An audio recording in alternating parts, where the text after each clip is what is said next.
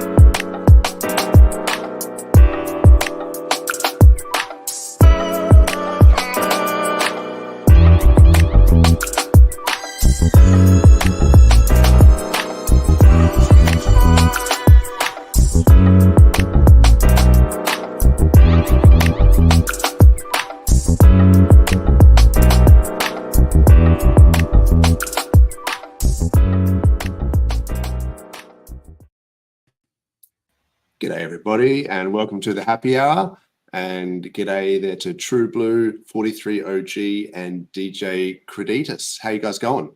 Hey, good. Hello, what's going on? What's up? Oh mate, Friday afternoon, just about to crack a beer, and yeah, what did you think about those watermelon beats? That was mad. On the That's intro? true. That is so gangster. So I don't know where you guys got the video from. That was awesome, man. That's like, You can try that on your next gig, DJ. You just whip out the watermelon. yeah, I've got to find the right melons though. Yeah, sure. I'm a fan. Awesome. Yeah. And I'd stay away from that guy's fruit platter at his barbecue, though. Yeah, that's right. Said his fingers all over it, mate. Yeah. So yeah, you're traveling around, DJ. Am I saying that right? Creditas, is that right? Yeah. Just call me DJ, for short, if that helps. DJ, yeah, awesome. Yeah, cool. Good to have you on, man. I remember when you were DJing the Sydney Harbour cruise for the Aussie meetup that we had, and that was awesome. That was really cool. Yeah. So thanks for doing that. Oh no, all good. Thanks for having me as well. I thought it was fun, if only I can crank up the volume a little bit, better. I think that would be even better as well, right? But that's what it is. It was fun. Yeah, hopefully can do that again soon. For sure, man. No, we had some good party vibes going. Class was on the D floor, and True Blue started buying me bourbon and cokes, and I was like, yes, let's do this. And then they were like, we can't turn it up. We're like, come on. First they try and stop our freedom of movement, and then they stop our freedom of volume and dancing. That was not very fair. Very fair. We've got to fight for our right to party. Beastie Boys said it best, man. That's it. It's like if you can't party, you might as well close the bar, right? Yeah, true. I do have to ask you though, how's the kebab treating you since the last time we met? Mate, I've had so many actual kebabs since then. Last week I was on the Terps, so I went out to the pub with my brother and got a couple of kebabs on the way home, so that was crucial. But yeah, no, that falafel, man, it's still like, still eats away at me. That it wasn't a kebab. But yeah, I think everyone who was in that crew can agree that If you're expecting kebab and you get falafel, there's going to be problems. It's like especially they're different. Totally, when it's one's full of onion. Sorry. Yeah, look, I don't want to go into it. I've got like PTSD, like thinking about it now. Falafel PTSD. That's right, man. There was no meat. It was just anyway. Let's say hello to the chat here. We had Matty Allen saying let's go, and g'day oi to Red Squirrel on his way to work, keeping his part of the world economy spinning and turning. I actually invited Matty Allen on. He's always welcome. So if you get a chance, come on, Matty. But no dramas if you can't. Jerry, make the nerdiest video thumbnails. I think that's a compliment. I'm not going to take credit for it, mate. I just literally steal them off. It's normally Poseidon that does them. So there's like just AI sort of stuff. So shout out to Poseidon for most of that stuff. Quinny Gin, what's up? What's up? Oh, side effects. G'day, mate. We need to get you on here and rep some beats as well. He does a bit of DJing, doesn't he? Yeah, I think it's ready anytime. Hey. Yeah, Creditas was saying he's keen to come on, so send him the link, mate. Oh, I'm kind of like putting him on the spot right now online, but yeah. Cool with it. I know he likes drum and bass. He's like a mad drum and bass fan, and he put some cool stuff out there. So that would be cool. G'day, Claz, in the next room. Yeah. John, what's up? What is this? Been hiding my funny videos. Yeah, she likes to steal my videos. Yeah, okay. Claz has got a stream tomorrow, so nice. Yeah, check that out. And I think that was the other happy hour. Go ahead. One that they did last week. Claz did a stream with the girls last week, and it was awesome. Great stream. If you haven't watched it, circle back and watch that stream. I thought it was really good. Yeah, I haven't had a chance to watch it yet. Sammy. Yeah, that's cool. And Crypto Stylist is awesome. She's just got a new channel going as well. So check out Crypto Stylist. She's I think she had the Degen Roundtable guy on. I haven't watched it yet, but you're keen to check that out. I did the poor form of like getting all keen to watch it. I'm in the chat at the start, and then like 2 minutes in, I had to bail, and it's like But anyway, yeah, I got to catch up on it. Yeah. So, was it the kids? Sometimes happens. What else would it be? Yep. It's always the kids. They're stream blocking you. They're stream blocking. Yeah, 100%. Yeah, I'll tell you about I organized a time to go to the gym every week, and this slot of my like weekly slot had been free for the last year. I'm just like, this is the perfect slot for me to go to the gym. Yeah. 2 weeks in, something related to the kids pops up, and it's like, okay, that slot's gone. It's like for a whole freaking year, I've been eyeing this slot off, just thinking I can like make this my regular. Bit of man time. Yep. Yo, this is the sacrifices we make for our children. That is true. That's exactly I'll be going right. to the gym after this. So, there's heaps of people here. So I'll just quickly run through them. Hi ho Hex, g'day. Clintrons, g'day to everybody. So, I wanted to also shout out the OG happy hour streams, the Cabana's happy hour that he has, because I've only just watched the start of it, but yeah, it looked like Crypto Vince and awesome Big K and I think Yash was on there. So yeah, I'm really keen to watch that later as well. But shout out to those guys. Check it out. That's because I was listening to it today, and really good stream. And it's good to hear those guys. When I say we, Dozer stole the name Happy Hour from them. Pretty much. However, we did get a blessing from Cabana, who was on the first ever Happy Hour episode. So don't think for a second that we've got enemies over that side of the pond. No, he gave us the nod. He came on and he blessed it on the first episode. Yeah. And I think he said that he liked the idea that you could have happy hour streams like all around the world. Like, so, I mean, DJ here is traveling, is in a different part of the world. I mean, we're even in Australia, we're on, pretty far apart.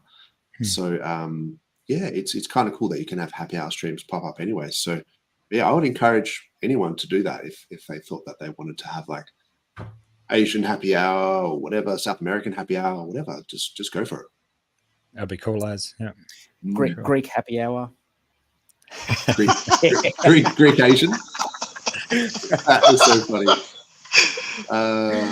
That's the that's a joke. Know what that is. That's a stream joke, because when DJ Creditas was in the chat, I just thought he was Greek because I thought Creditas sounded Greek. Yeah.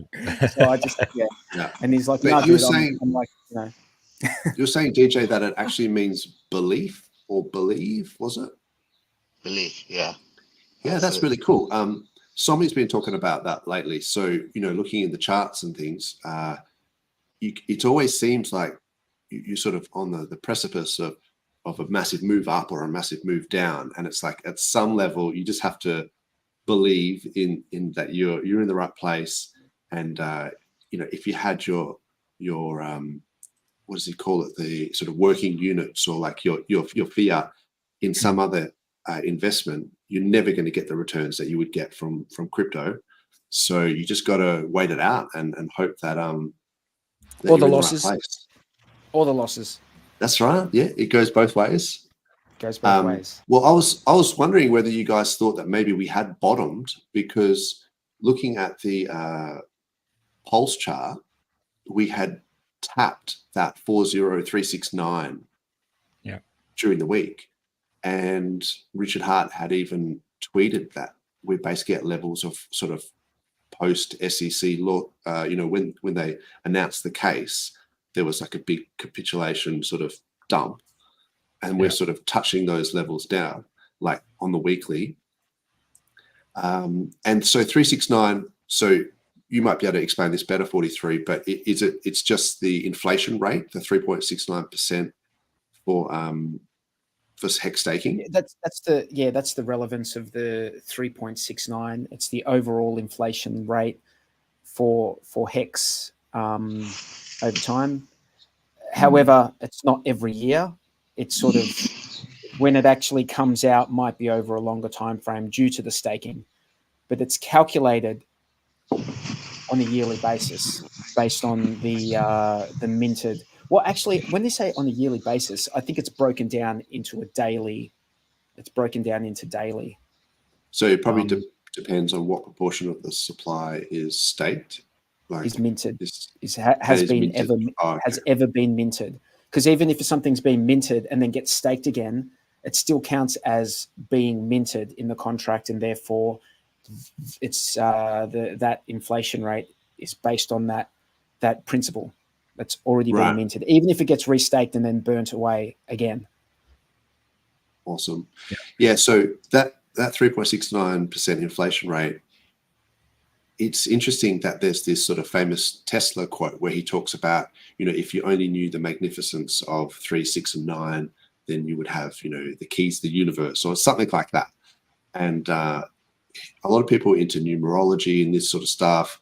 I'm not, but I do like Tesla. And I mean, I think he may have been a little bit OCD with the way that he used to look at, these 369 numbers, and he used to only stay in hotels that was like a multiple of 3, like the hotel number. And he would do things like 3 times a day and 6 times a day and 9 times a day and weird stuff like that. So let's not put him up on a pedestal. That was probably some kind of like disorder that he had. Yeah. Anyone who's jerking off 9 times a day has got problems. Yeah, that's right. That's right. Yeah. Or 369. Yeah. That's a hard act to follow every day. So yeah, he had some really good qualities, and maybe his obsession with numerology. I mean, some people like it, but yeah, not for me. But he did invent like AC, electricity and can we just ask everyone here? I'm interested to know everyone here what they think about numerology. Is that something that you guys are interested in? I'll put my hand up and say I'm with Dozer on that. I'm like, I'm not interested in like just coincidental things, just looking like they're coincidence or whatever. I'm not really that interested in that type of stuff. Yeah. What about you? What about you guys? Yeah, I'm pretty much the same. I'm a Christian as well, so in our beliefs, we don't sort of really believe in that sort of stuff either. So, that's the numerology side doesn't really play a part, but that's my belief. Yeah. What about you, DJ? I don't really follow it that much, but obviously I came from a Chinese background, so we believe that certain numbers bring good luck and whatnot, right? Number 8, 8, number yes. 8 is generally a good number, but not 4, because 4 means die or death, right? So that's why if you see a lot of I wouldn't say all the Asian cultures and whatnot, but even the number plates and things like that, they would avoid having the number 4. Right, anything that with 8s and whatnot, so most likely. Yeah, I remember the Beijing Olympics was like the 8th of August 2008, and they were like, Yeah. this has to be the date for the Olympics. You know, I know the Paris Olympics is coming up. I don't know if they would care so much, but interesting that in that culture they were like, no, if we're going to be doing it around about, you know, in 2008, it has to be the 8th of the 8th, 2008, because that is an auspicious date from their point of view. It's like the US avoid like the 13th floor in their that's weird, high-rise buildings. Yeah, don't they? Is that Yes. Do they? Any Americans, any people from the US in the chat? Like, let us know. Is that true? Yeah, I've heard that. I'm not sure how true it is, but yeah. So there's some interesting things. I tend to think that you know, humans see patterns everywhere, and it's an evolutionary advantageous thing to sort of see patterns in, you know, I think we talked about this once about like migration and weather patterns and things like that. So we tend to see patterns where the food patterns, yeah, like so patterns of where food might emerge on a yearly basis, like dependent on the weather and things like that. Yeah, It's so like if you plant your to recognize crops, yeah, if you plant your crops at a certain time, you know, relative to the seasons, then you get a better yield. So that would have been something that we've just sort of grown up just seeing patterns in things. So sometimes the patterns are not there. Like we just kind of go, oh, I've noticed that every time something involving the number 8, you know, I win whatever, and then therefore the number 8 is lucky. So anyway, I think you get what I'm saying. But the 369 thing, I'm not sure if Richard is a fan of numerology or whether that 369 just happens to be a number that he chose. He thought was around about the right inflation rate, but it is like, you know, in terms of you know, Tesla, a big number. So we tagged that 40369 as a bottom, like during the week. I think there was a big liquidation. So I thought, look, I'll buy some for the culture. I did it last time, which is a bit sad because now we've kind of it goes deeper than that with Hex, though. Can I just jump in and say, like, if you look at the Hex logo, right? You look at the Hex logo, and it's got the three. It's got the three hexagons. Yeah. Right. And you know, if you stake for like 1 day, you get your like you get your in what's the inflation rate if you stake for 1 day? What it's yeah, you just get the base, you get the base T-share rate.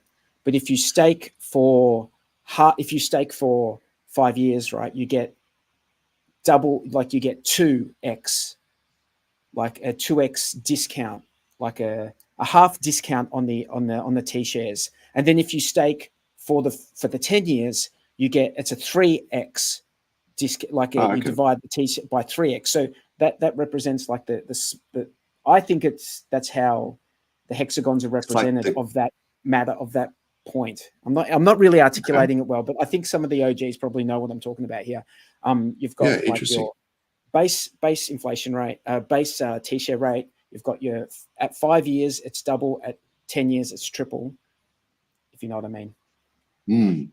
Yeah. Does that So make sense yeah, it fully does. So, you know, excuse this giant tit that Klaus has put on this chart here, but it did seem like we wicked down. So maybe if I go on the daily, so the 369, yeah, it basically just literally wicked down to it. It was like, yeah, 366, maybe 367. So that was like a really interesting, and I think because of Richard's tweet, it kind of seemed like people were trying to almost force that capitulation, sell it down, and then buy it back up to force like a capitulation wick, which was really interesting. But yeah, I don't know if I would call it the bottom. Like I'm not saying it's the bottom. I'm just saying that one way to tell that, you know, it might have bottomed would be if we start to get the 20, if we start to close candles above the 20-day MA on the daily and ideally on the weekly, but that's going to take forever. But yeah, if we can at least close on the 20, like the daily above the 20-day moving average, that's that red one there, then I think I'd be pretty comfortable to think that maybe we have bottomed. So yeah, interesting. I might be waiting to see, but there could be a few people on the sidelines sort of waiting, to deploy some capital who really have just been looking for that final capitulation.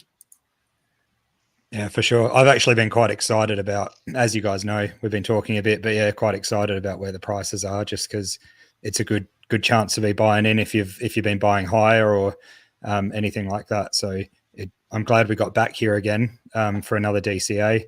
And I'm not complaining. I've got plenty of patience for it, but I know a lot of people are itching to see it move up. So no one in their wildest, like nobody thought it was going to go to 0.5% or less, like Hex. Yeah. No one thought that, by and there were people complaining about how Hex was too expensive and that they couldn't, they could never get like OG bags. It's like you can, like seriously, people can get, like Dolphin T-share bags pretty cheaply. I always use that thing of like, 1 million hex. Like that just to me was just such a thing. Like, wow, you get 1 million hex. That's amazing, And it's literally only like $5,000 now, on like the P hex side, and it's way cheaper obviously on E hex. Yeah. So yeah, it is really interesting to sort of when you think about those bull markets and the way that it works. I thought maybe this might. Yeah, go ahead. I was going to say, can we look at, just on this note, because we're talking about leagues and we're talking about, if we look at the leagues on Look Into Maxi, that sort of gives us a really, it tells us. Can you pull it up? Can you pull it up if you can? So I was just going to play this John McAfee thing because it was his birthday the other day, and there was a couple of streams going around with sort of clips going around with him. And I thought this might be an interesting, to sort of reinforce, I think, why it's important to be in crypto. So it only goes for 2 minutes. I'll just quickly play it. What is slavery? Can you guys hear that? Where one person or one group owns another person's time and also owns the fruits of their productivity. You believe that slavery ended. It did not. It merely became more subtle and more refined. In the old age of slavery, it was brute force that people did not want to adapt to. Many of the slaves were killed, brutalized in order to make them work, which they did not. What happens in our system? We are slaves and we work voluntarily. Not just voluntarily, we compete for the privilege of being hired slaves. What is the average life? You work 50 weeks out of the year for someone else or something else. You have 2 weeks off in the summertime. You're paid just enough to get by or to feel like you're getting ahead. While you're making $100,000 a year, your company or your boss is making $1 million per year off of your labor. And you want this, you accept this, you live this. Why? Because you have bought into the existing power structure that there is no other way. And for a long time, there has been no other way. But now there is. It is cryptocurrency, the blockchain, a means of freeing ourselves from this yoke that we have so willingly applied to our shoulders.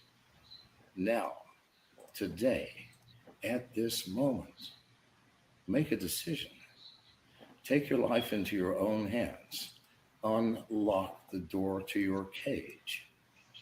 Come into the light with us. Come into the light with us. Please read the Declaration of Currency Independence. It might be the most important document you've ever read. Thank you. Yeah, so, I mean, that has some interesting sort of follow-up questions and things like that.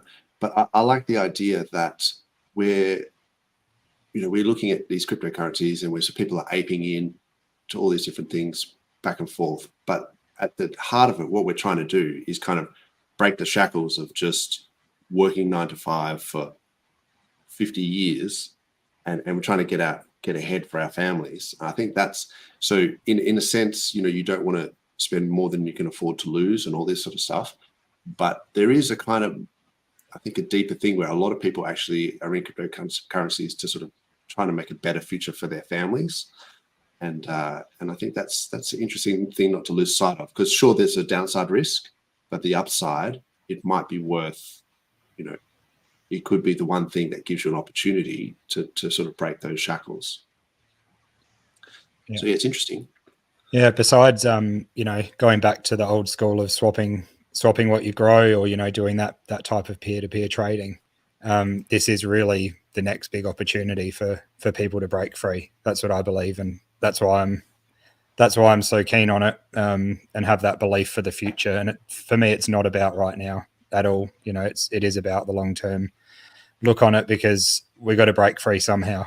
And I can see currency needing to be there, a form of currency, for a long time. We're not going to be able to operate as humanity without, giving something to get something, or, that type of trading. But if we can do it on you need a unit of account. Yeah. You need a medium of exchange, a unit of account. Yeah, 100%. Yeah. Unfortunately, dollars have not been a very good store of value, unfortunately. Yeah, that's right. Yeah. And there's definitely a few opportunities, especially with the SAC wallets having such a prodigious amount of capital just sitting on the sidelines. I think that there is something unique about the PulseChain ecosystem that sort of maybe presents that opportunity. But yeah, and I mean, you were talking about the HEX staking yield and T-shares and things like that. So there's definitely opportunities there as well.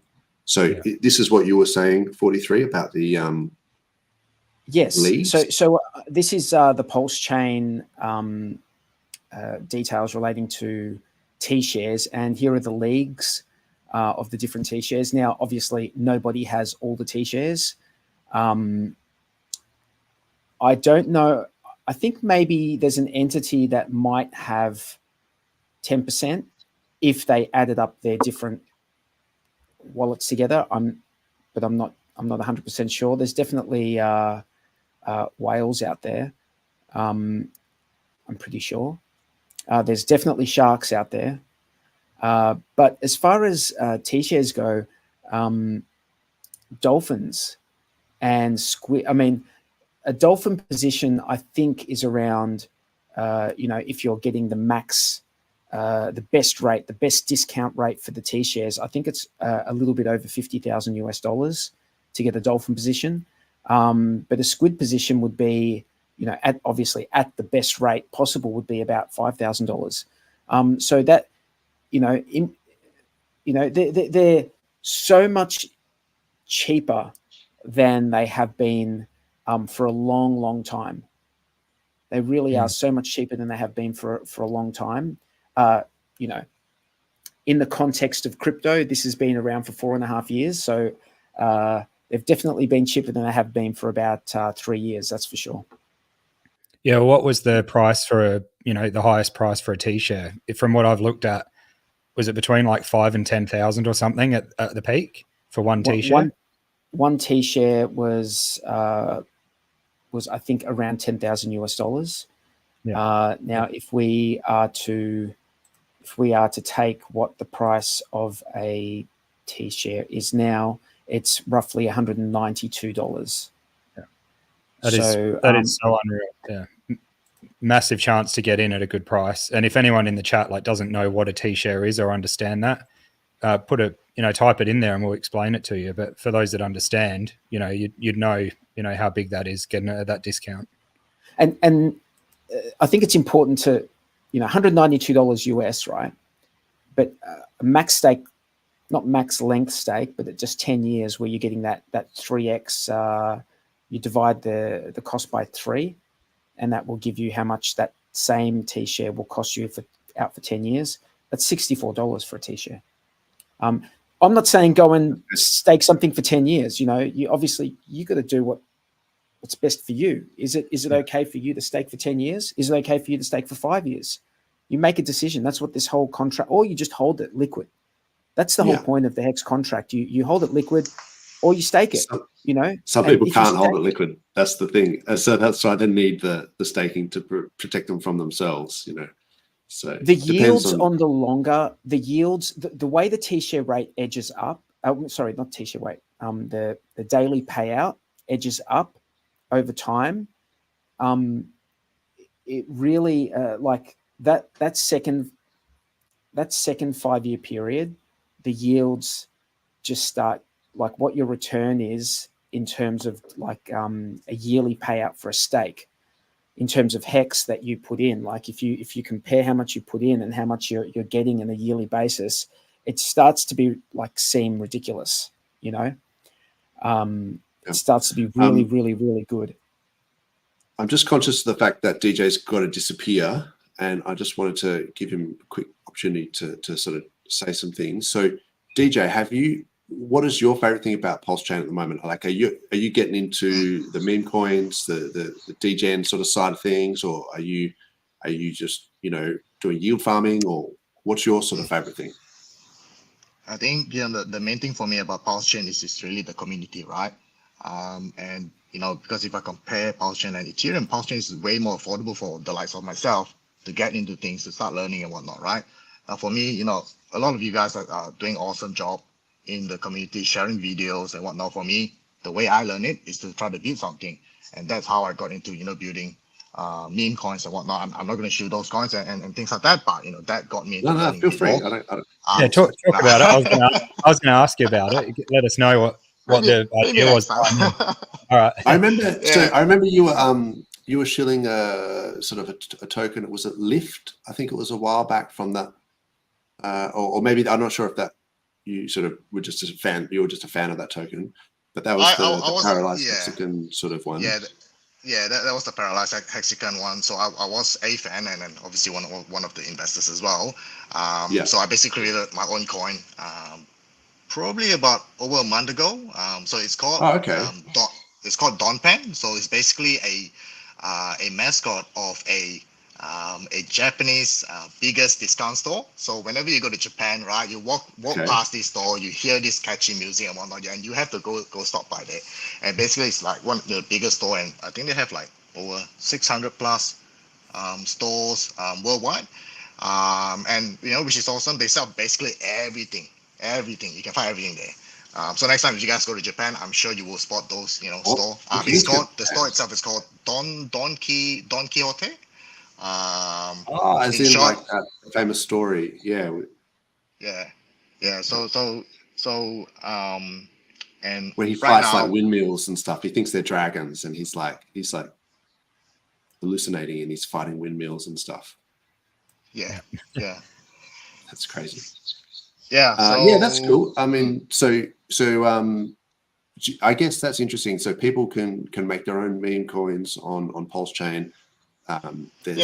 That's been a huge success in Solana with like the pump.fun and all this sort of stuff. I feel like the problem with the Solana sort of culture is that they Jeep, like they just sell on a 2x just every time. So maybe meme coins on PulseChain haven't really had a chance to have their run, but when they do, I think there'll be probably a lot less cheating. That's my gut feeling.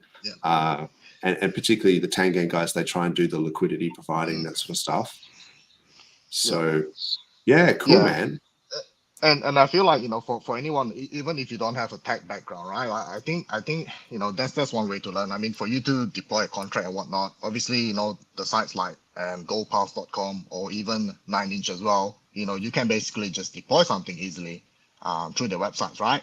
Now, obviously, if you wanna try to avoid that and try to do something from scratch as well, have a look at Open Zeppelin. So Open Zeppelin, they have a wizard that we can get you going, right? Like if you want to go and look into more on what the code does and whatnot, things are so much easier these days. Definitely. If you're interested in looking at building, I suppose, and obviously like PulseChain, I think it's an awesome ecosystem to get people started, right? It's affordable, and whatnot. So that's obviously that's my 2 cents worth, and that's how I learn. Interesting. Okay. Mm. Yeah, cool. Well, I think that's interesting that that's how some people get into PulseChain, and that is that the ease of just these token factories and making their own meme coins. But yeah, I mean, I'm more of a Richard Hart fan, like the stuff that he creates, and sort of but I'm happy to dabble small amounts of money into other things for fun. But in terms of like the main stacks, I sort of generally tend to stick to RH stuff. Yeah. Yeah. Cool. Yeah. There was an And interesting. probably I just wanna. Sorry. Yeah, go ahead. No, Go ahead. probably something I want to add around PulseChain as well. Is right now I'm just in Singapore, just visiting, to be honest, and I'm just trying to see whether there's a community in Singapore that really focus on PulseChain and whatnot. And I haven't been able to find anything at all. So perhaps we just have to do something else to try to attract some of the Asian communities as well. I think I know where they might be in Asia. Oh, okay. Go ahead. There's a place called 4 Floors in Singapore. If you go there, maybe you'll find some. This sounds like he's steering you towards a brothel or something. Like, I would not trust this at all. This sounds dodgy as. I can just go to the 4th floor and see what happens. Go to the 4th floor and see what happens. How do you know about this place, 43? Because when I went to Singapore, my friend took me there, and dude, that's maybe a story for. Bro, I had to leave. I had to leave straight away because I was just like, I'm just like, I don't know if it's like, damn. Ooh, I better get out of here. Dude, DJ's ordering an Uber right now. I can see it. That's right. I am actually trying to Google. Just check for the what do they call it? The voice box, the Adam's apple there. Just watch out for those ones. Yes, that's interesting. I think there was a Hex in Asia stream that used to happen. I used to watch it. Ex-Asians. Yeah. With middle class working man. Ono was on it, and middle class working man. Yeah. I think some of them are based in I think some of them are based in Japan and Philippines and whatnot. So I'm in the Telegram group as well, and I thought one of the guys might be in Singapore, but no one responded, so I probably thought that they might. Oh, you know who might be in Singapore? Uncle Kevin. There's a guy called Uncle Kevin. All right. Let me find out. Somi's in the house. Here we go. G'day, Somi. How you going, mate? Great to see everyone here. Feels like the final stretch to go before global liquidity rises and we get bull market continuation. That's interesting. So Somi talks about these liquidity cycles, and there's been some changes. I think the interest rates just came back. So sorry, the CPI just came back, like the inflation figures. It was meant to be 3.1% they were expecting, and it came back at 3%. So there seems to be a bit of a bullish sentiment going on at the moment. But yeah, that the bull market, I want to talk about that actually, because Somi's been saying some really interesting things about bull markets and just that concept of a bull market. PulseChain community has 170 content creators and 70 streamers. Yeah, at least. Yeah, I'd say that's probably even an understatement. There's that many people out there, and when the price starts going up, it gives us something to cheer about. Everyone will start coming back out of the woodwork. But yeah, thanks, Somi, for your comments. Appreciate that. Just so while I remember, so this concept of bull market and bear market, I tend to think that it's maybe a little bit simplified.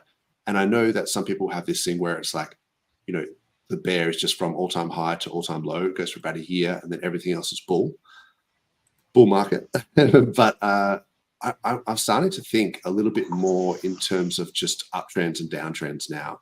And because I realized that BTC has been going on a bull market, sure, since like the year after all-time high. But there's only been sort of sectors of the altcoins that have been sort of bubbling at different times. And I suspect it's because you sort of have like a closed system where there's so many coins being created, particularly with Solana, that it's kind of taking away that economic energy from the other altcoins. So there's only so much capital to go around. And it's kind of like that dilution effect where, like we noticed with PulseChain, where everyone was complaining that, I think it was Deepcatcher and the guys were creating all these different tokens. And it's like, well, if you're buying Deci and Trio and you're not buying Hex, then that's taking purchasing power away from Hex. But if you like times that by 1 million, and you sort of think about how Solana and the hundreds of thousands of tokens being created per day, all of that economic energy is then sort of diluting, and it's being taken away from a fewer number of coins that were in there in the past. So because there was less coins in the past, there would have been a lot more opportunities for those coins to go up heaps. But now there's so many coins that that capital sort of spread a little bit thin. So only certain pockets can actually bubble at a certain time. So this concept of bull market is really interesting because, yeah, you have Bitcoin bull market and then Ethereum and maybe a couple of the other big market cap ones. But in terms of altcoins, you kind of only sort of see AI sector pop, real world assets pop, GameFi, DeFi, at certain times. And then because there's not enough, it's like a closed system where there's not more people coming in.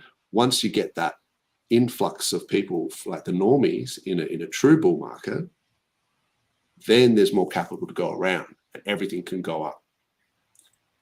So yeah, I was just wondering, what you guys think about that in terms of, do you think, with the way that the bull markets are sort of working, you're with thinking that the alts are going to pop sort of mid to the end of next year? Do you think we're only going to see certain sectors, or do you think everything's going to go up because we're going to have like an injection of new people into that system? Can I interrupt for a quick second? Sorry, I had to go, unfortunately, guys. That's but cool. Thanks for having me. It's been really awesome. Oh yeah, that's cool. Quick chat. But till next time, I hope we can have a proper chat again in the future. Yeah. Nice to meet you, man. Yeah. Likewise, always welcome how on. Enjoy your holiday, how I man. look. 43 OG. Which part of me is great? Which Yeah, part of me is man, Asian? We're gonna have that souvlaki sometime, man. Sure, for sure. No worries. Awesome. All right. Make sure it's not a falafel. Thanks, boys. Awesome. Take it easy. Thanks, DJ. Bye. Love your work, Okay. mate. Yeah. See you around next time. Yes. Bye. Yeah. So I don't know. Do you see what I'm saying with this like closed system, and there's only so much capital, and then different pockets popping off? You can almost take it like we saw it live, like with the start of PulseChain. That first 48 hours, it was like it was a closed circuit, so anyone could do was just swap coins, and they couldn't actually bring in new capital. And I think that's almost like the bubble at the moment, where it's like, we can bring in fiat and stuff like that, but it's still a fairly closed circuit, like you're saying. People can only afford so much, and people have deployed a lot of capital. So definitely, once the retail so-called market comes in, and every man and his dog and taxi driver and stuff is starting to jump in, I think we can't see anything but a big run up. But me, I'm hyper bullish about everything at the moment. But yeah, that's sort of how I see it. Is we're waiting for that bubble to burst and people to just start flooding in. Can I just? I'm going to give like a macro perspective, like from the perspective of the masses. I think once Bitcoin hits that $100,000 mark, like for the US and maybe even Europe, 100,000 euros, which will be around the same time, you'd think. I think that is going to set off this thing that, like, look at this thing. Wasn't it like $20,000 not so long ago, and now it's like 100?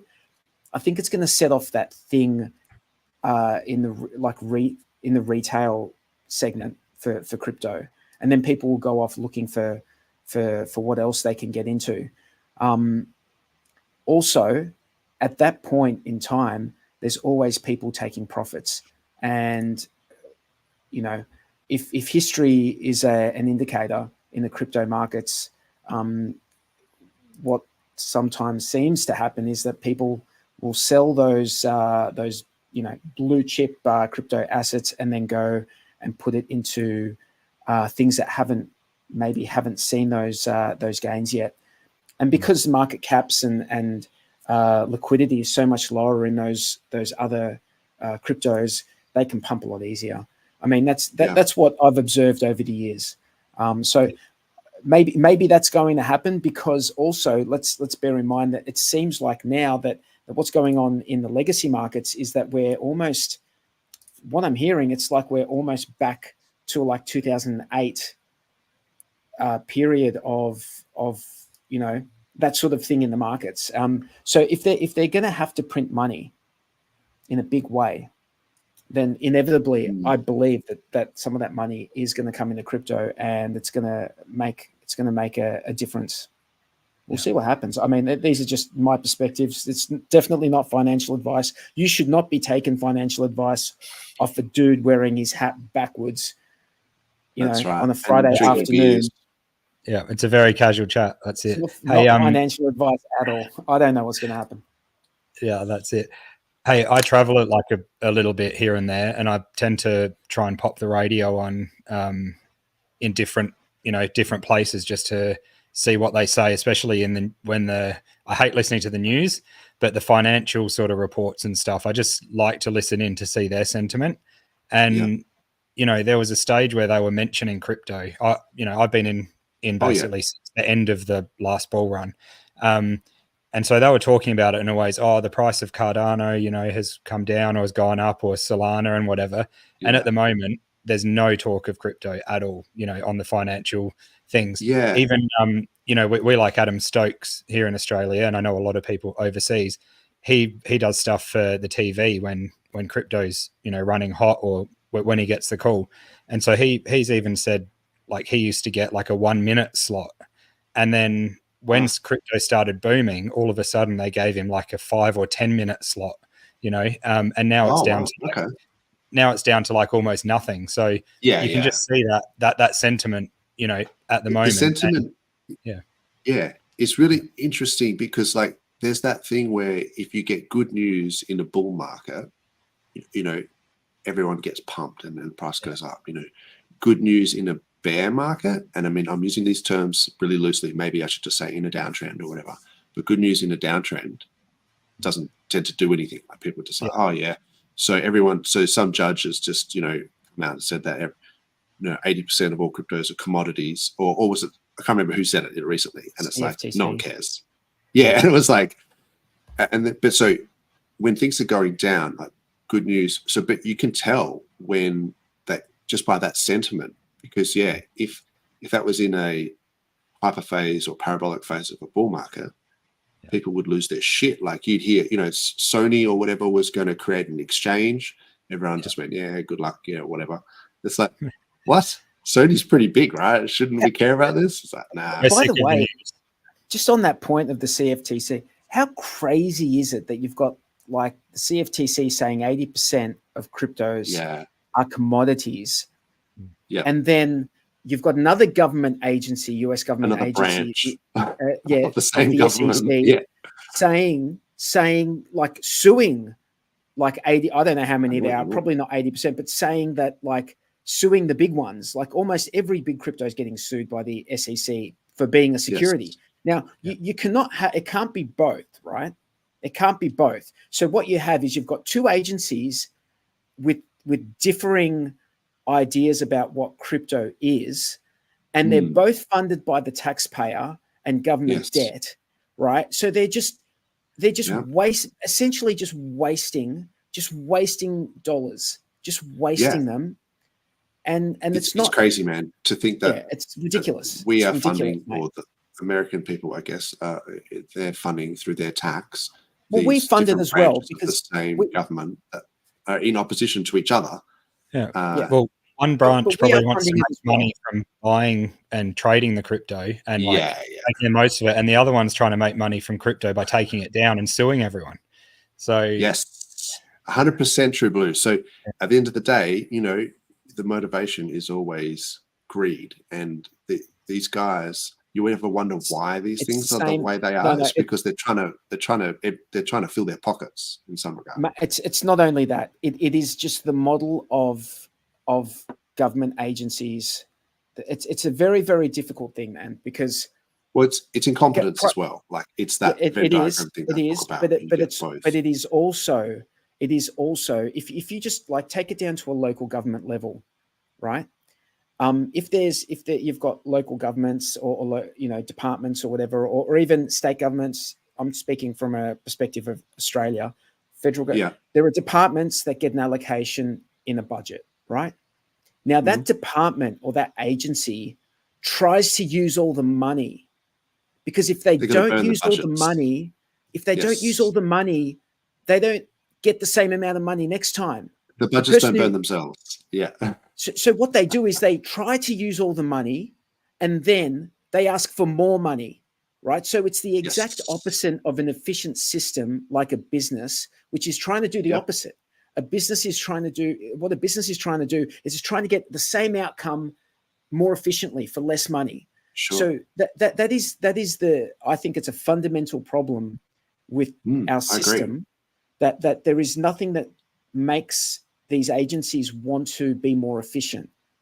Like there's nothing like really powerful that makes them want to be more efficient in the same. I mean, you've got efficiency dividends and things like that governments sometimes do, but it's not on the same level as a business, which is always just trying to be more efficient.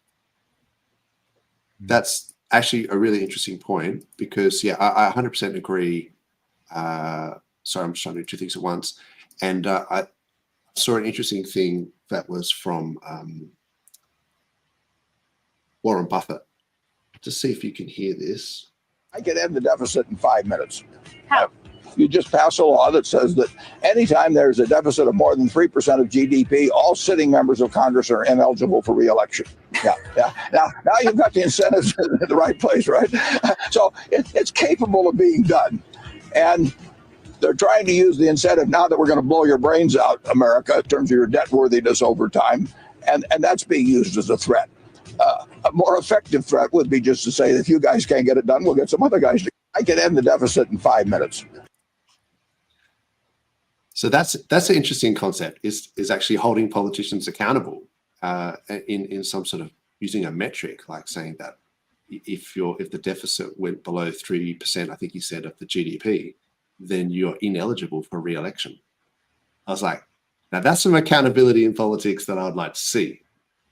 Then all of a sudden, maybe some government spending wouldn't just be so crazy, like the way that they spend, because like you say, that they have to burn these budgets, otherwise they won't get the same allocation for that of capital for the next year's budget. Yeah. So they think, oh, we'll just buy some crazy shit. Like, doesn't even that's matter. not what they're here to. The reason, their reason for existence is to essentially serve the people and make sure that the people have like better services, better this and that. That is not automatically going to happen by just spending more, which is so often how it's articulated by people in like just throwing money at it and it's going to be better. Yeah. That is rarely the case from what I've seen over the last like 20, 30 years that I've been like watching it and paying attention. Yeah, I see it everywhere. And I remember the sad thing is the American military expenditure. I mean, these are old numbers because I just remember them from quite a few years ago, but it used to be about $1 trillion. So it worked out to something like 2 billion plus a day that they had to spend in terms of military expenditure, right? If you had to spend 2 billion a day, and you think about, well, you got to buy a lot of cruise missiles and Apache helicopters and subs aren't cheap, okay. But then the next day you get another 2 billion, and then the next day you get another 2 billion, and I know that, simplifying it immensely, but there's so much money that they don't want those allocations to go down, right? So then it kind of almost incentivizes them to start wars, because then they have to outfit the troops, they have to buy more F-18s, and then I think it's more insidious. mate. as well. And then people that take advantage of that as well, and then they channel that money into like. I want to know remember who's invested training? in the military industrial complex, who's produced like weapons. Halliburton. Who's invested in those, and I wonder if of the politicians that are making decisions. 100% was, and I think George Rumsfeld, back when they were looking for weapons of mass destruction in Iraq. Was it Donald? But Rumsfeld, definitely Cheney. I mean, there's a whole thing there's documentaries on Halliburton and stuff that it's just crazy. And so that funneling of money, and then having to burn those budgets, it just seems like it also pushes international policy and government policy towards war. But it's not them that's going out to fight. They're not the ones getting shot in the neck or whatever, or their sons. It's other people that are paying that price. It's really quite terrible when you think about it. And like, I'm all for soldiers and stuff protecting freedoms, and I've got family members and stuff that, and I have a lot of respect for people who actually serve. But it's the policymakers that I'm sort of having a dig at there. So anyway, maybe we need to be holding politicians to account more with their government spending, and this concept of just always having to fill the budget and then create bigger budgets for next year. It's like banks always just getting some ridiculous 100, or say it's like a $1 billion profit per quarter, or whatever it is, $10 billion profit for the year. And then they think, we have to get more profit next year. We have to always build on that. And it makes it unsustainable. Well, this is the argument that you'll hear from people. I mean, I've heard Adam Stokes make this argument on numerous occasions about Bitcoin being a global reserve currency and that sort of thing. I'm of the belief, truly of the belief, that I think the Hex contract is a better system or model for that sort of thing. Like, and I'm not saying actually the contract that we're interacting with, but I'm saying, like, if countries were to deploy that contract and use it, and then be the OA, so to speak, and use it in that way, and that could almost be like a pension plan for people within a country. I actually think it's would be a really good system to use, because it's. But in terms of a store of value, you can't have a currency. But you could down but you could, though, because you wouldn't have those fluctuations if it was if it was the currency. The only reason we have those fluctuations, right, is because money can go out and back in so easily. But when it's a country that's deployed the contract, and that is the currency that's being used, it's different. It's a different situation. You're not going to have the outflows and inflows. What people are going to be caring about is the fact that they can lock up their hearts or their hex, and then in a few years' time they'll get more of that currency. Yeah, I understand. It's a different. It would be a different dynamic if it was used as a currency for a country. That makes sense. Yeah. So I mean, I don't know. I'm not a Bitcoiner, but anyway, but look at your veins. Adam, I don't know Adam Stokes' sort of opinion on it, but I understand that their idea is that the reason what makes Bitcoin a hard currency is that the only way for it to come into existence is by proof of work. So it requires energy, and like 90% of it's already mined, or to buy it off someone that's already. So it's hard to create it. So I think that's the problem with the way that our monetary system works, is that we can just create money out of thin air. Well, I say we, the central banks create money out of thin air. They just do this swap for government bonds. And then when those central banks loan it out, they add interest to it. So then those banks add interest to it again. So the total amount of inflated money that's out there far greatly exceeds the principle that it was used to create it in the first place, because it's added that interest to it along the way. There's actually not enough money to pay off that debt that was created. So then you inherently have this sort of system, like a closed loop system, where there's a deficit. So people are competing for labor units or whatever, but there's always going to be a deficit. And that's why we have recessions. And that's why people have, you know, that sort of things happen. And then you've got a bunch of people, a handful of people determining the monetary policy for that country. Yeah, You know? and they're unelected. I think a lot of people got a big problem with central banks, me included. Yeah, I actually don't have a problem with being able to print money out of nothing. I actually do not have a problem with that whatsoever. I think that everyone should be able to create money. I think it should be a free market, and everyone should be able to create it. And then people decide what they think is best, you know. And I don't think it should be just governments that are allowed to do that. I like a system where everyone can do it. It does, but And if the that's what I like inflation is about too crypto. high, if the inflation is too high, it does dilute the people who originally had it. You know what I mean? Like, If you make Dogecoin, right, and it's really, really good, and it's a good store of value, well, the people might decide that that's a good, you know, it's a good way to store their value in Dogecoin, right? Now, it's unlikely that would happen. Yeah, over the long term, well, it's unlikely. X has the interesting way of doing it because it's the trade-off between the inflation and then the lockup. So then you're sort of, it's like you're borrowing money from the country that did it, a country that deployed the Hex contract, you know, and they probably wouldn't call it the Hex contract. They'd probably call it something else, right? But then use that as their monetary policy. I think that would be a really and someone's written in the chat, yeah, it's too honest. Yeah, it would be too honest, wouldn't it? But the beauty of it would be that, you know, people who delay gratification in the currency would be rewarded long term, you know, and maybe, like, you know, in the Hex contract, the yields are quite high. They are quite high, but that's because such a small percentage is locked up for the future. You know, bear in mind that if all of it was locked up, the yields would be much, much, much lower. Much lower. Just shout out to Randolph Boss Player.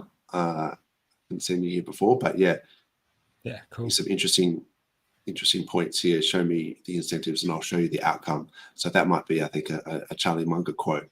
But yeah, that's really interesting, isn't it? That most politicians, I think, they're incentivized by getting re-elected and lining their own pockets. So that's my maybe a little bit cynical take, but I like to think of it as just more a little bit skeptical, because based on the evidence that I've seen so far, I'm yet to see sort of politicians that don't behave in that sort of incompetence and corrupt sort of Venn diagram thing. There's only a very small portion that I've seen actually try and do real good things. Money complicates it, doesn't it? Especially when it can be created out of thin air. And that's why, I mean, I'm of the belief that I would like to separate money from state, just like religion has been separated from state in most of a great portion of the world. I think it would be beneficial to people, to the human beings, to you and I agree. If governments didn't have that stranglehold and didn't use it in the way that they do, which is basically it results in a handful of people determining monetary policy for the world, and they've got us by the short and curlies, unfortunately. I mean, even the central banks, it's not even the government. You know, if you look at it like that, like, so there's an interesting John McAfee quote, and well, I can put it in the chat or whatever, but you could check it out. But there's a video where he talks about the deep state. And I know it sounds like conspiratorial when you hear, oh, the deep state, that sounds like bullshit, you know. But he was just using the definition of a sort of a branch of, or I won't even say a branch of government, but like a system or a structure that's in place that is unelected, that has control over your sort of day-to-day. And I think the central bank is a great example of that, because you've got to pay your mortgage and they set the interest rates And there was that thing where I think it was Jerome Powell, the guy who sets it for the Federal Reserve in the US, and he was saying that he hadn't had a meeting with Biden since 2022. He hadn't even had a meeting with him. Yeah. So they're like just almost autonomous. They're just exactly. They're doing their own thing, and there's no checks and balances. And it's funny because you have in Australia, when the interest rates go up, the party that's not in power blames the party that is in power for the rise in interest rates and the cost of living. And everyone's like, oh, I can't believe you let the interest rates go up so much. And then when they get in power, if they go up even higher, they go, well, it's actually not up to us. Yeah. And it's like they change their tune real quick. And then the other guys who were saying it wasn't up to them are then pointing the finger going, well, it wasn't as high when we were in power. As if they're not just completely, ineffective or sort of, I'm not sure what that word is, but, they actually don't control those interest rates at all. Yeah, they're all just playing the game for themselves to keep themselves in, or being able to put the money where they want it. It's not actually a fair sort of slay when they're having a go at each other. It's pretty ridiculous. And whoever Jerome Powell, if he hasn't had a meeting with Biden, I'm sure he's had a meeting with whoever the actual president is. Whoever's actually running the place, because you can't tell me Biden's running the place. Like, bro, I mean, I've seen some. We've talked about this a lot, over the last year or so, and it seems like now the media is catching up to it, going, "Oh, Biden's not looking great. Maybe he's got dementia." And it's like, oh yeah, what? We've talked about this for like a year. Exactly. Are you guys seen not videos from today? I did, yeah. So, well, he referred to Kamala Harris as Vice President Trump. Yeah. And he referred to. Can I put him up? Yeah, yeah. I mean, I don't want to get political and stuff. All right. It's pretty funny. It is pretty funny. Yeah. All right, I'll put this meme up. Hang on a sec. Have you got the Zelensky one? That's funny. Oh yeah, I've got these. Hang on a sec. Just quickly, sorry to hijack everything. It's a bit cringe, though. Oh, it's ridiculous. Here, this one. Oh, hang on. And now I want to hand over to the president of Ukraine, who has as much courage as he has determination. Ladies and gentlemen, President Putin. And now I want to hand it over to the president who has as much didn't see the look on Zelensky's face. Determination. Ladies and gentlemen, President Putin. You got to have the one where you see Zelensky's seen that. face. Yeah, here we go. Watch this for you. What's that one? Now I want to hand it over to the president of Ukraine, who has as much courage as he has determination. Ladies and gentlemen, President Putin. President Putin. We've got big President Putin. He's like, nah, bro. Nah, bro. What is going on, honestly? Here's a meme to go with that. Give me all the bows. Oh no. That's good. Just the last one. That is good. This is the last one that Dozza was talking about. I wouldn't have picked Vice President Trump to be vice president, but I think she was not qualified to be president. I wouldn't have picked Vice President Trump to be vice president, but I think she was not qualified to be president. Oh my God! I wouldn't. They focused the camera in on the staff, and the staff, when he says that, Vice President Trump, and they just go, and they're like, you can see them just going, but almost laughing. Fuck's sake. Yeah, this is all every over. Day. It's every day. There's a new one every day. It's like, are they real? Are these things real? It's every day. There's a new gaff every day. He's just like, they're coming every single day. It's crazy. I don't know how this is actually feasible and like moral in like for the US or worldwide or anything, for that person to be leading. This is just, it's not okay. Do you know what I mean? He needs to be chilling out, man. He should be chilling out. He should be taking the dog for a walk. He should be like just you know, yeah. you should Someone be should be relaxed. bingo. This should He should not be playing be- bingo. Feeding him through a tube, like, you know. Sorry. Anyway, hey, while we're on that, what do you guys think of that? Did you see? Did you see Trump is going to the Bitcoin conference Ooh. coming up? Yeah. Let me just check my OMG chart. Hang on. No, Yeah, exactly. So he's speaking there, and apparently someone else is as well, from the government or whatever. So that's that's bullish. Yeah, that's interesting. Hmm. Yeah, look, there's been a bunch of stuff going on. The German government have been selling their Bitcoin and then buying it back and then selling it again. It's like they're literally just trading, but I think they have quite a bit left than they started. The Bitcoin coming back, just to clarify, from what I've heard, that's actually what they haven't sold coming back into their wallet. They're not actually buying it. So that makes more sense. That's just It's UTXO, right? Yeah, they're not actually trading it. They're just bringing it back. Yeah. Okay, that makes more sense. Because I was looking at this chart and I was going, it looks like they started off with 2.3 billion in USD, and now they're down to about 580 million. So unless it was just this little top up, but yeah, I was a bit confused when I saw that report. But they've been dumping. So, but the Mt. Gox stuff hasn't actually hasn't hit the market yet. It hasn't. Like they haven't actually started sending it to the wallets, as far as I know. No, I think some people have got their fiat amount if they chose to get it in dollars. But yeah, the Bitcoin hasn't come yet. Well, I just wanted to quickly, just because we're talking about, this is Ethereum, I just want to talk about Bitcoin.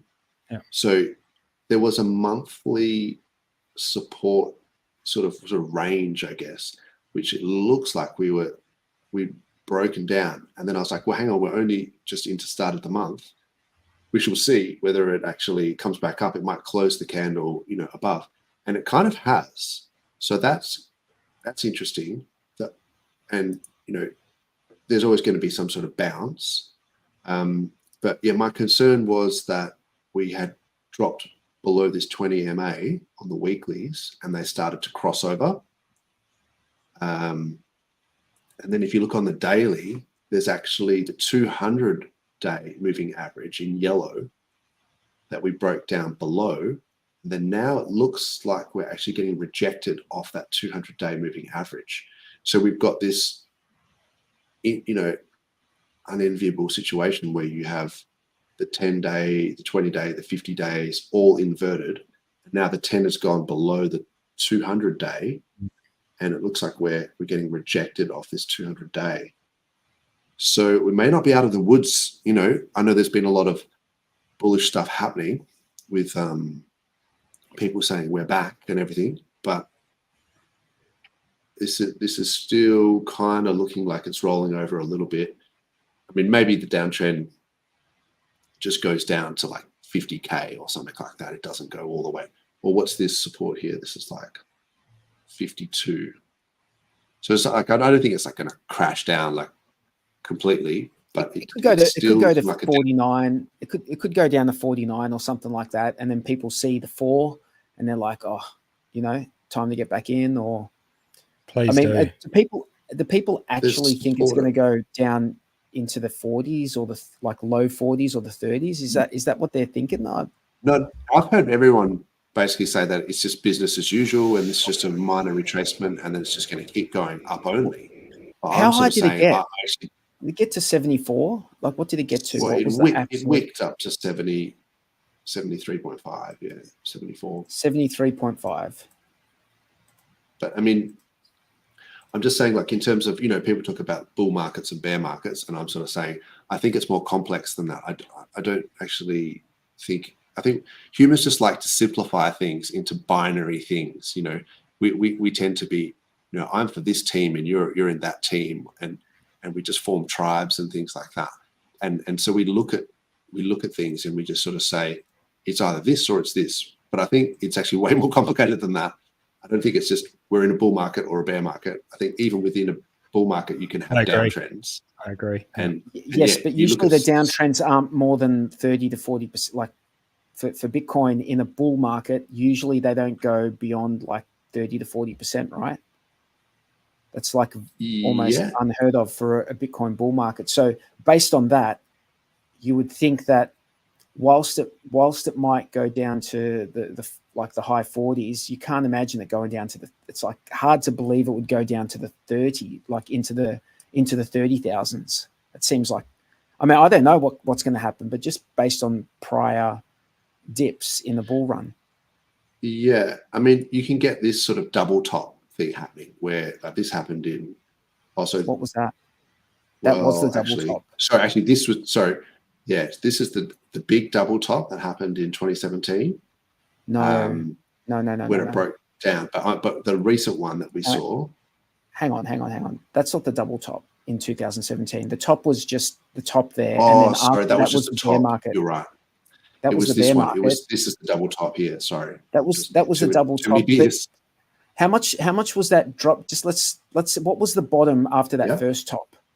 How far down did that go? What did it wick down to?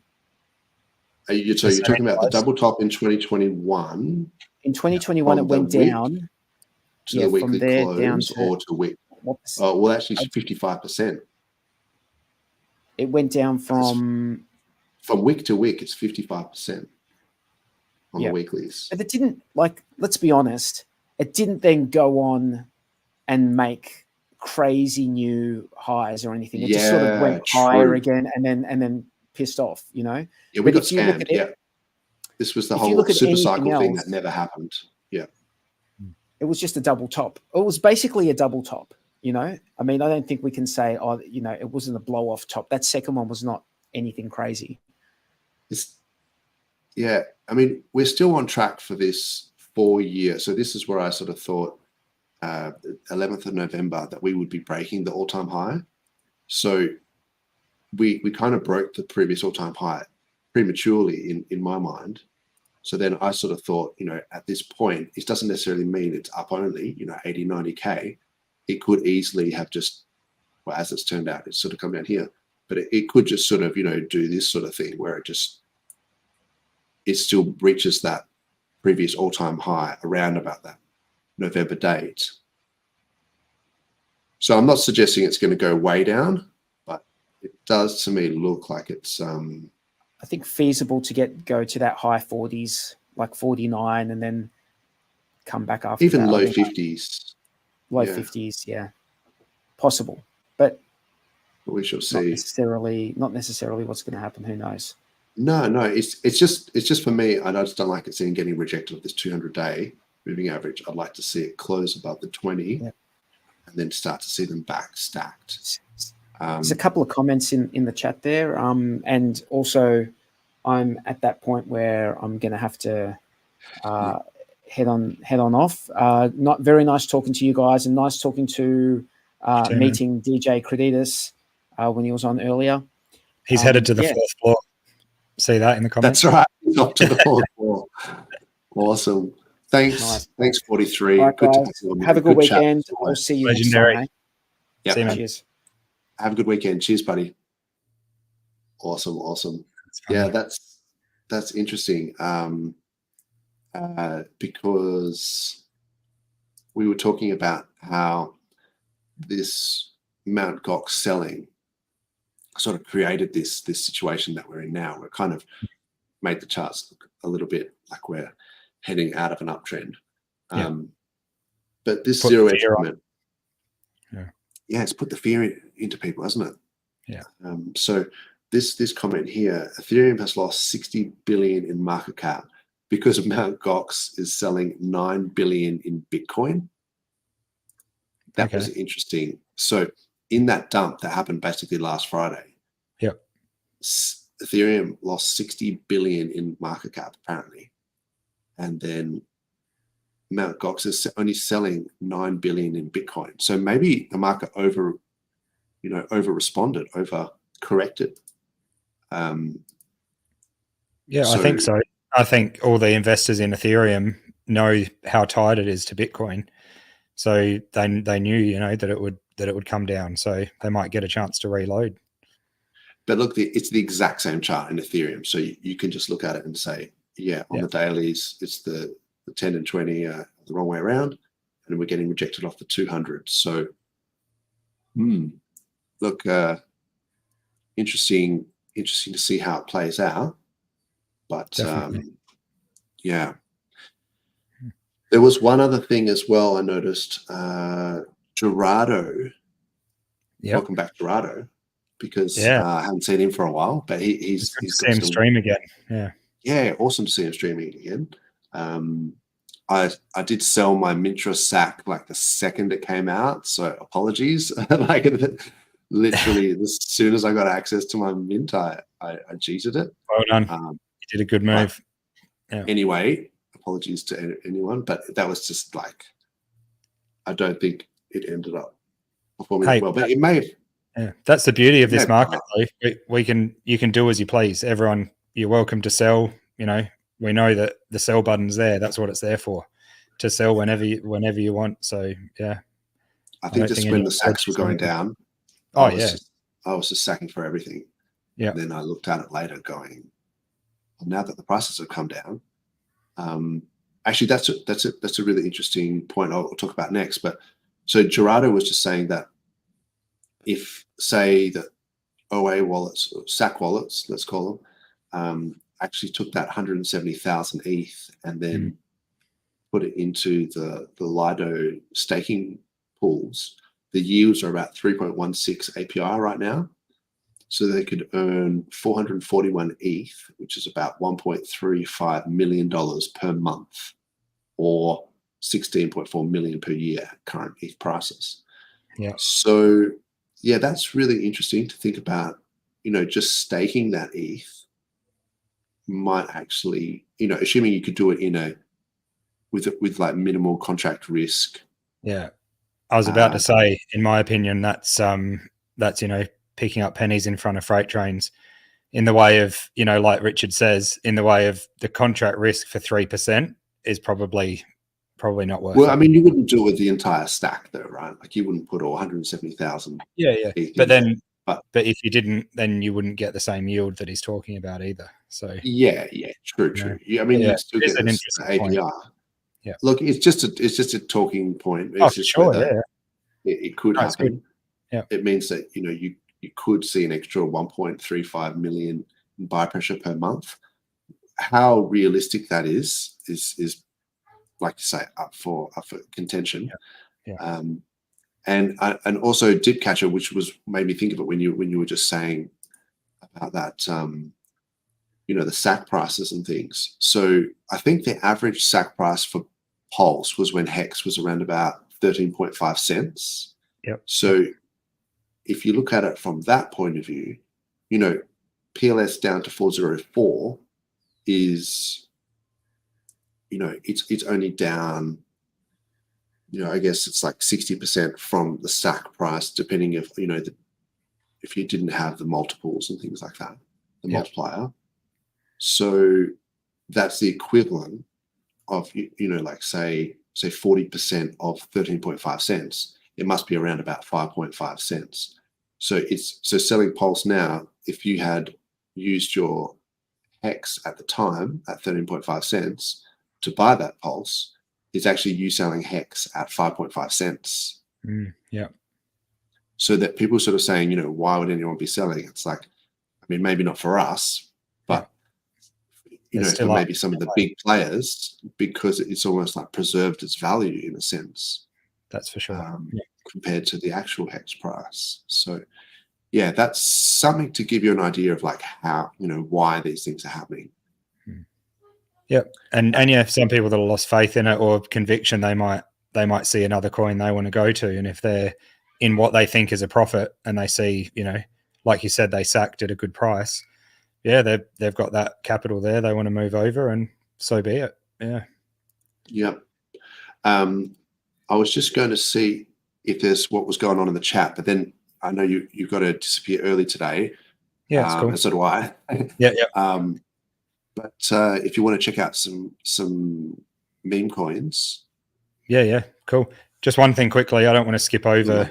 Like Clintron's made a comment there that I'll just bring up quickly. Just oh yeah, please do. I was just about to go through. It was just about what I mentioned. We were talking about numerology. Where are we? There we go. So Oh, Clintrons, I just didn't want to leave that blank and think I was ignoring you. But yeah, happy to talk about that anytime. Probably not on a stream like this, but yeah, you know, there is a few things with numbers that I know are you know, part of Christianity and stuff, like the, you know, 7 days resting on the seventh day, and there's a 7-year sort of cycle. But in the way of actual numerology and believing certain numbers might mean good luck or whatever, I don't think there's a lot of that, but I'm open to learn. So if you want to message me or something, I'm like keen as to talk about it. So just didn't want to think we're ignoring it, man. Yeah, it's not something that I attribute, you know, certain value to any numbers, but I do find it interesting that people do and different cultures do. I find that fascinating. It definitely, yeah. Same with about that. The Chinese have that thing with the 8s, like DJ was saying, because I know people who have sold houses on streets that had 8s in the street number. Yeah, that got more buyers, like Chinese investors and things, because it was like an auspicious house. And I'm like, you guys are taking the piss. Yeah, well, so you could take it. That's like not an arbitrage, but you could like take advantage of that. You buy houses at a good price on those numbers, and then you save them up. Buy a bunch of houses. You heard it here first. True Blue's giving you real estate investment advice. Maybe not. That's why you come here, guys. No financial advice here, but yeah, buy a house with an 8 with lots of 8s in it. Yeah, don't go to Dane and Corey for your real estate advice, guys. Come on, we're over That's here. it. Simple as that. We just solved the riddle. Okay, so DJ, I just go through these chats real quick. DJ's back. He's just gone to the 4th floor. Yeah. Didn't everybody also ignore the weekly close below the 21 EMA at the top of the last bull market? Why? Yeah, that's so true, Bitfinesse. Look, I hate to say that, man, but I talked about that last week where I was like, you know, the weekly close below the 20-week simple moving average. And then I was like, well, what if I make it the 21-week exponential moving average? Then maybe, and it was like, it was still way below it. And I was like, damn. Yeah. So it's funny because you know it and you think, oh, well, you know, bull market over. And then when you see it, you go, nah, no way. Euphoria, disbelief. Yeah, that's probably we haven't even had the euphoria. That's the sad part. So it's when you look at it, you just go, no way. Maybe if you're in Solana. I mean, when I saw that happening to the Solana chart, I was like, yeah, the guy tattooed his head, you know, Solana on the forehead. What's the answer to having a boxing match? Like some of his talking points, you know, and then also the Sol ETH ratio looked like it was breaking down. It's like, you know, Solana's going to go into a downtrend, but then Bitcoin did it and ETH did it as well. And then all of a sudden I was like emotional going, nah, it's not the end. Yeah, that's it. And then I started, so that's the interesting thing. Then I started looking up that pi cycle top indicator. Yeah. As cope. And I was like, you know, oh, but technically the pi cycle top is when the, you know, whatever this is, the it's the 111-day moving average and the 300 and the multiple of the 350-day moving average. But basically where they cross over is where it's picked the top, like pretty damn close, like to within 3 days, I think. And I was like, look, they haven't crossed over. So it's not the end. It's not the end. But yeah, it is interesting, isn't it? So good point there, Bitfinesse. What else? Don't mention the war. Yeah, probably a good idea. They always say, you know, you don't talk about politics and religion, but I do both, and I just we've make done people both upset. this stream. I know, I just get people upset. Sorry, guys. That's it. Don't talk about religion or politics, or do it both in the same show, and then just watch everyone just get really annoyed at you. Yeah, it's definitely not financial advice. That's the main thing we don't talk about. Yeah. Like there's disclaimers at the start, and that's about it for me. That's it. So, all right. I didn't realize I even had this up because I was looking at the comments, but yes, let's just quickly have a look at these charts. Oh, maybe I should do some sort of intro. Do it. Up. I'm getting bored of that last one. Let's do this one. Pump, what? Price go up. Guess that's just your luck. Sold at the bottom of life, you gotta learn how to hold on to whatever money you're gonna earn and not get shaken out when they run the stuff. Although it tends to pretend to the dips and the bends, you know the trend is your friend all the way to the end. So I buy that fucking dip. Yeah, buy that fucking dip. All right, there you go. There's a awesome. new one there. I love it. Let's look at some TAs real quick. We've been going for an hour and a half exactly, and I think we can just race through this real quick. But let me know if you've got to go. We'll give it 5 minutes, eh? Let's do a 5-minute TA with Doz. You don't need to spend a lot of time on this stuff. Like, let's just keep it real. So let's just look. We talked about Bitcoin. We talked about Ethereum. A lot of these charts look very similar. The only ones I think that we sort of were mildly interested in that were like, I think Ton and CAS, they don't have that same breakdown where they're closing below the 20 MA. Gosh, that's holding up all right, isn't it? Yeah. Yeah. And then even Tron has actually surprisingly been looking pretty good lately. But they're sort of more like the larger cap coins. Yeah. Feel free to put them in the chat. That's the point of this section is to try to get, adoption and things and trying to get people to participate. So if you've got tickers, stick them in the chat and then we can chart them real quick. But yeah, in terms of PulseChain and so Tangang coins, I noticed that, so OMG, Orange Man Good, you were saying that there's the Trump thing coming up. That's like he's going to be doing a Bitcoin conference. So we might be seeing a little bit of a pump off that in the last 24 hours, 19%. It still hasn't closed above that 20 MA. So in terms of, being out of this downtrend, but it certainly is looking a lot better. Cool. We sort of called that crossing over and going below that support at sort of 0.466, and now it's at 0.29. So that's interesting. Dick with Butt, similar thing, still downtrend, haven't closed above the 20. Oh, we did briefly, and then it went straight back under. Yeah. So maybe it's actually getting rejected off that. That was support, is now resistance at 5086. So that's Dick with Butt. HOA, man, this has got the golden arches look about it. I hate to say it. Yeah. These guys need to get this back above the 20 MA, at least on the daily. Teddy Bear. Yeah, I'm interested in the Teddy Bear. I sort of feel like Teddy Bear, HOA, and DWP. A lot of these things wrecked.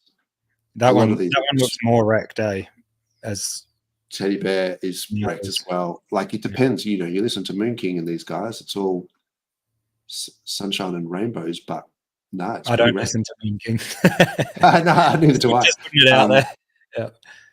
But so it has closed above the 20 though. You got to say that on the daily it has closed above the 20. So maybe that could be starting a bit of but there is resistance here. So interesting to see that. That's on the 4 hour.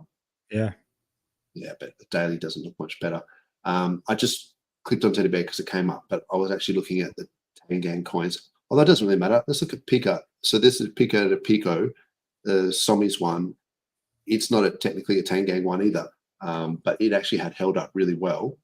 And then now you're starting to see that crossover and the price is below both. I'd like to see that at least on the daily close above the 20.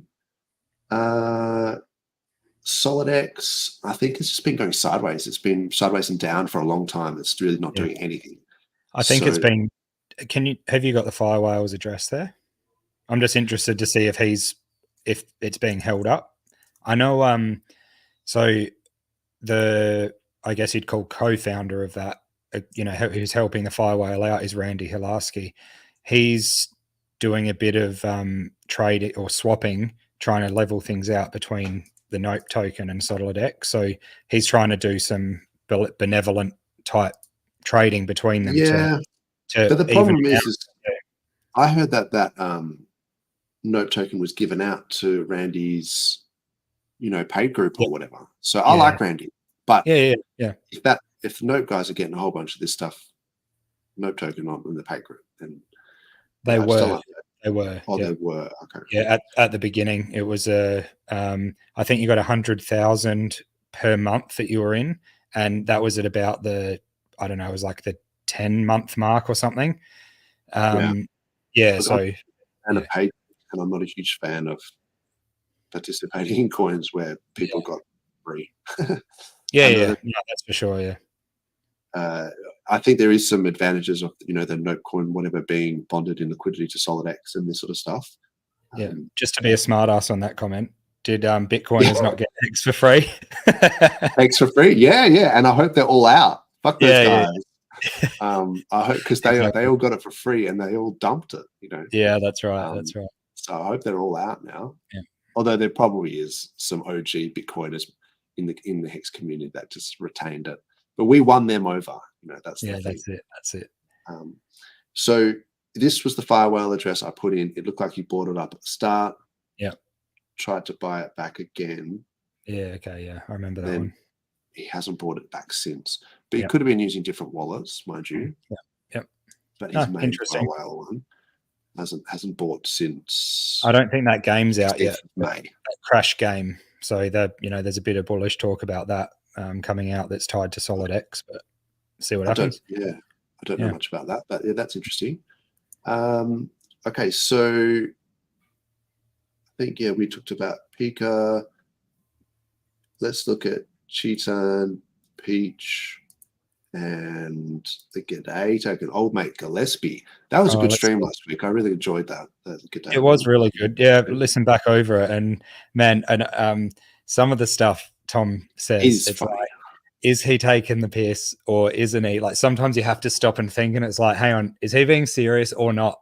Because of his humor, it gets me going. I like his sort of dry, sarcastic humor. That's how I roll as well. So I really enjoy his sort of talk. It's good. Yeah, he's everything he says is I think you got to, is tongue in cheek. You've got to take a little bit of a grain of salt with what he's saying, because that's his humor. Like that's what he's trying to do. So I just noticed Fast Abdul, what are you maniacs doing? It's 1 a.m.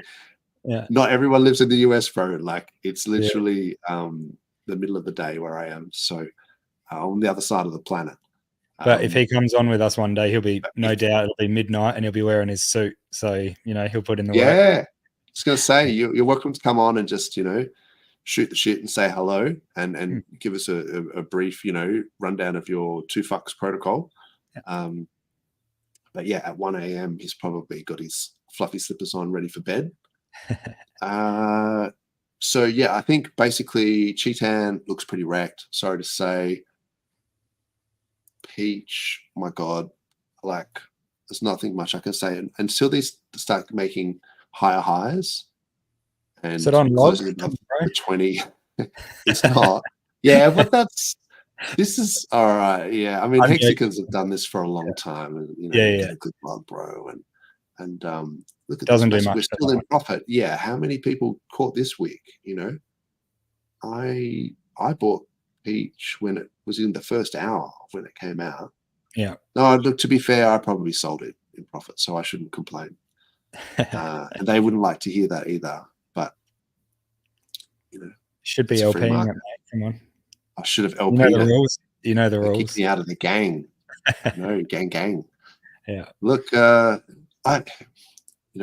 all seriousness, I'll just say, it's great in theory if you can get people to do that, and I really commend people to be able to do that, sell through liquidity. But you have to allow that the market is not going to always do what you want. So, and if a coin can't handle people selling, then it is what it is. Like I'm unapologetic about that. Yeah. It would be great, but my position is not large enough that it's going to do that to the chart. Oh, that's right. So I understand.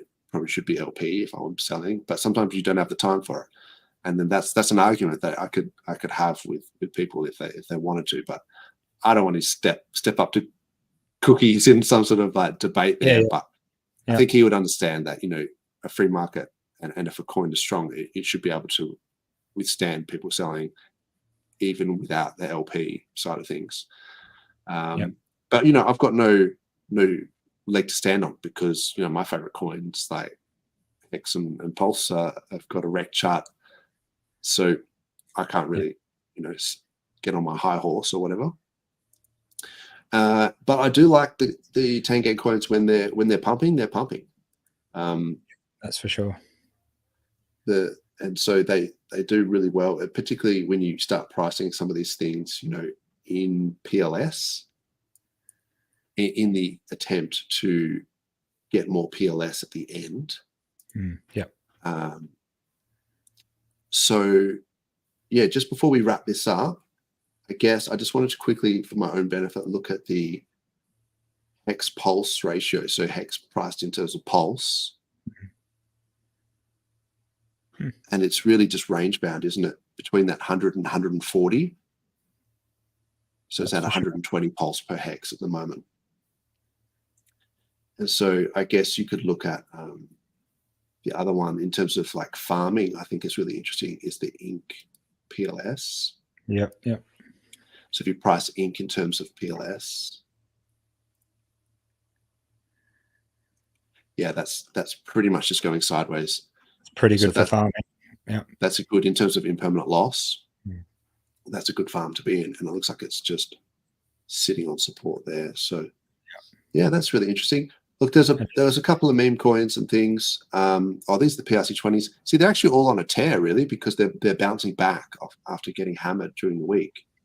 Yeah, it's all in the green at the moment, isn't it? Yeah. So they're probably just getting dragged up by Pulse as well.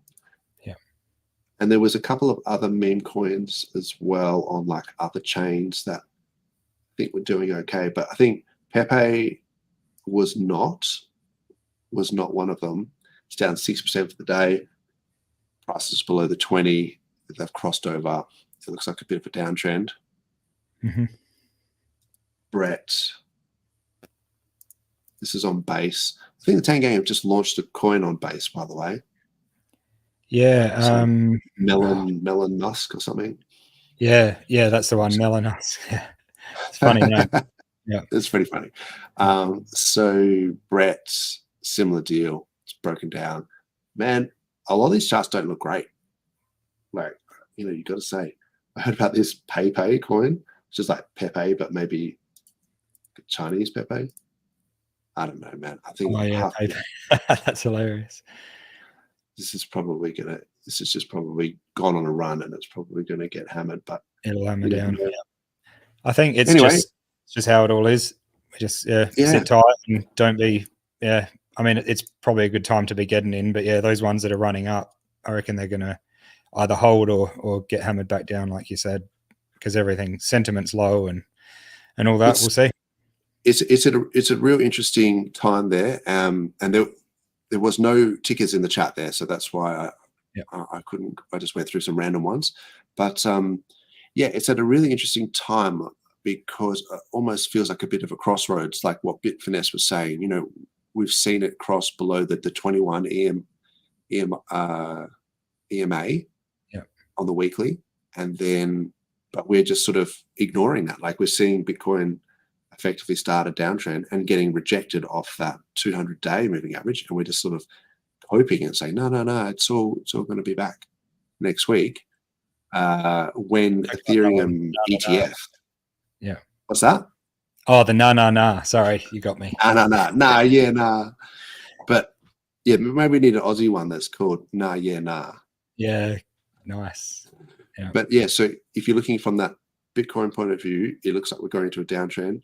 But then from a PulseChain point of view, PulseChain has been in a downtrend for ages while Bitcoin's been going up. Now, all of a sudden, it looks like PulseChain looks like it may have bottomed. Yeah. So, I've talked about what I'm looking forward to seeing that confirmation, but it could be that this is, a bottom for PulseChain. And then by proxy, all the assets on PulseChain as well. So once PulseChain's bottomed, all the other assets effectively bottom as well. But I'll look forward to seeing those confirmations. Is there anything you want to say before we wrap it up? Not really. One thing, and I know a lot of people go back to like what Somi says and stuff like that, and I haven't done it yet, so I'm going to do it this time.